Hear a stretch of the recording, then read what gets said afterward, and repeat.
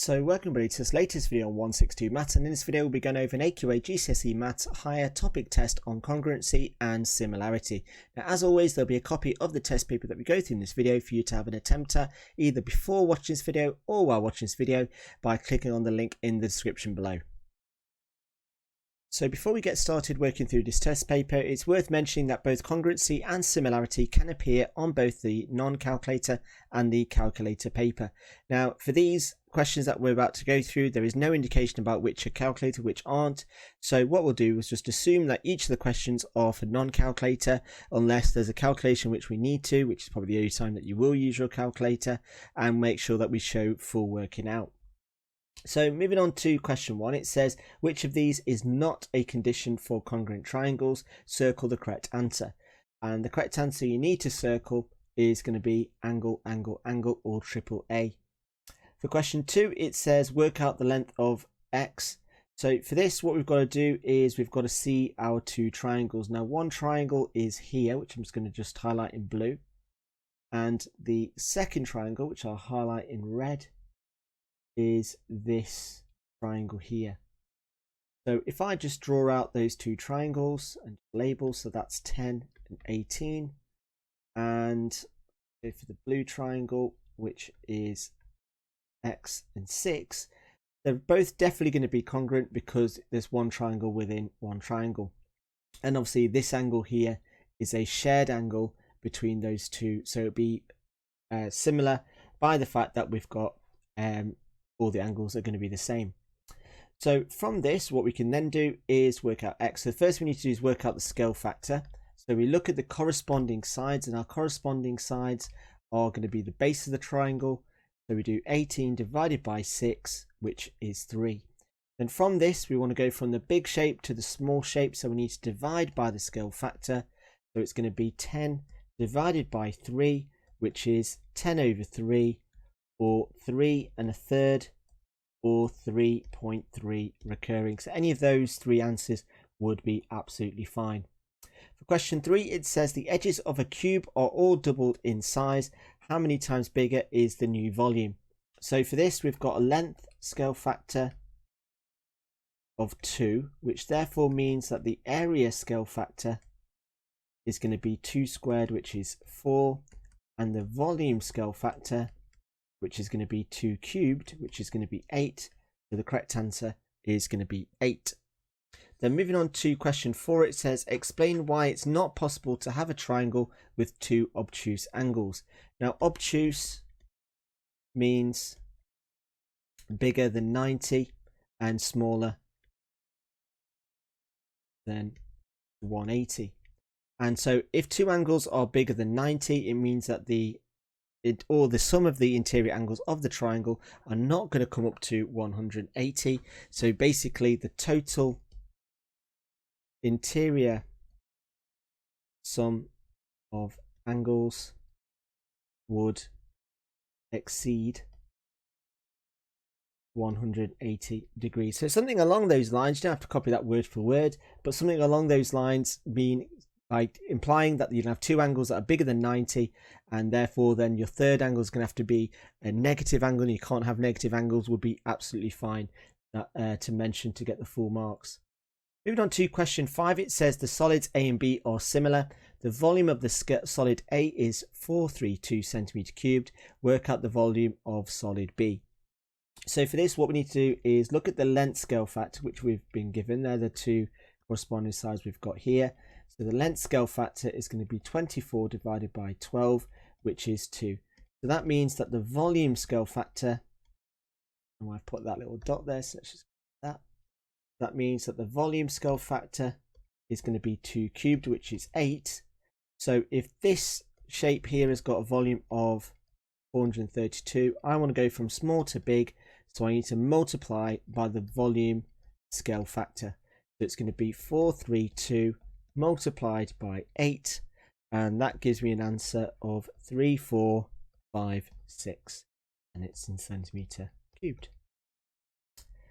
Moving on to question 6, it says that these two rectangles are similar, and the question's asking us to work out the length of H.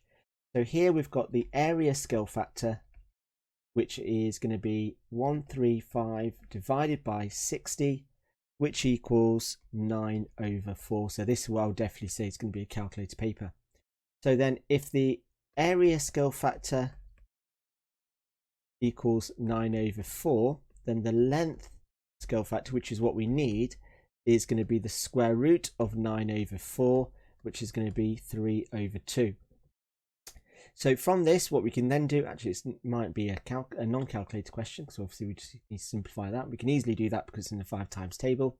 So then from this, what we've then got to do is work out h. So we're going from small to big, so I need to multiply by the length scale factor. So it's going to be 6 times 3/2, which gives us 18/2, which equals 9. So the answer then is 9. Moving on to question 7, it says that O is the center of the circle, and it says prove that the triangles OAC and OBC are congruent. Now for this, and it's worth 4 marks, so it's really important that we do show as much detail as possible.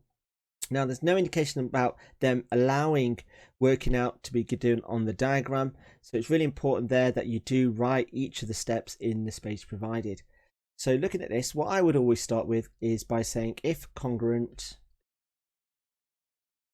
then if you go back to question 1, we've either got to prove that we've got a side angle side are the same, or SSS, or ASA. So I've got to use one of these to prove that they are congruent. So from the 2 triangles, I've got to prove either 2 angles are the same and 1 side is the same, or 2 sides are the same and 1 angle is the same, or that 3 sides are the same. So let's first of all take out the 2 triangles by just highlighting them in different colour. Now obviously in an exam you can't use colours, but just for the purpose of this video,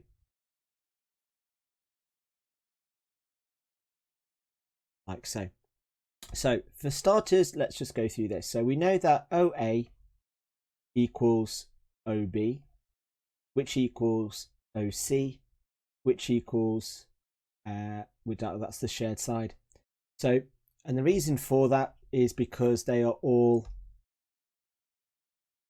the radius of the circle. So OA equals OB, and that's because again the radius of the circle. So that's one side proven, and we know that OC is a shared side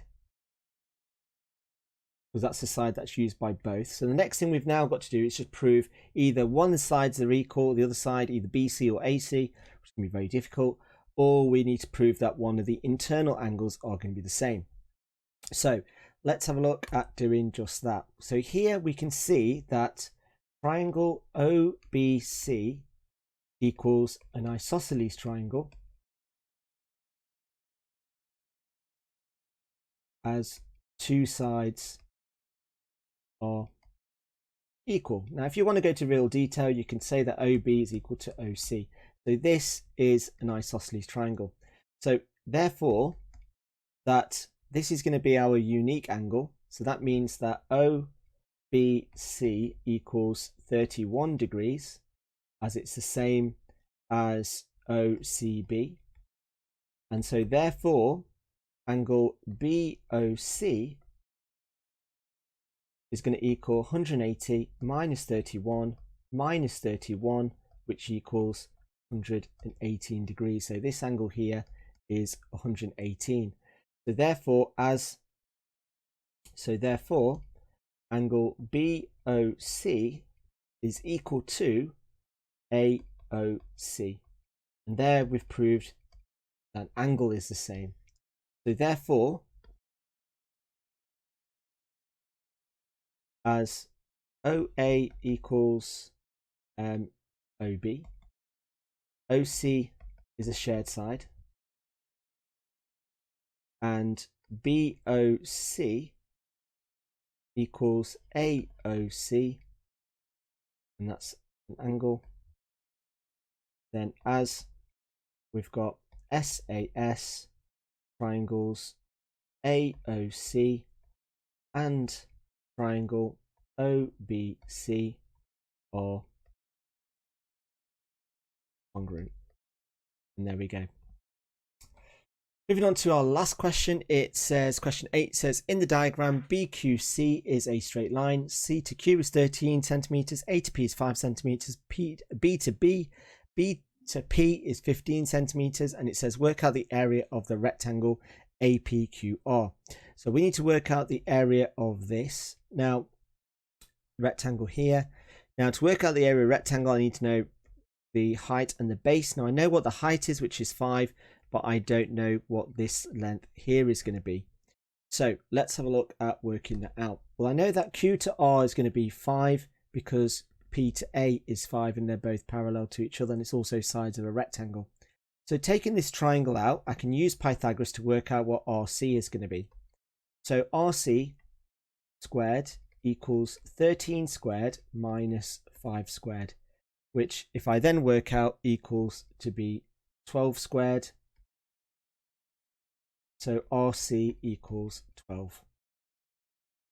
So from this, what we can then do, now we know that we've got two similar triangles. So we've got this triangle here, which I'm just going to highlight in red. And again, very similar to what we were doing on question 2. And we've got this big triangle here. Now, those two triangles are going to be similar because the angles are both going to be the same. So taking out the big triangle, what do I know? Well, I know that this is 20, and taking out the small triangle, I know that this is 5, this is 12, and this is 13. Now, what I could do with is I could do with working out what this X is, this base of this big triangle is going to be, because if I know what that is, I can then work out what that purple question mark is going to be, which is what I need to work out the area. So looking at this, what I've got is I know that the scale factor is going to be 20 divided by 5, which is 4. So then going from small to big, so X equals 12 times 4, which is 48. So all of this length here is 48 centimeters. So then to work out what this purple length is going to be, I need to do 48 minus 12, which is 36 centimeters. So this length here is 36. Just write that up there. So therefore then the area of the rectangle is going to be 36 multiplied by 5, which gives me an answer of 180 centimeters squared.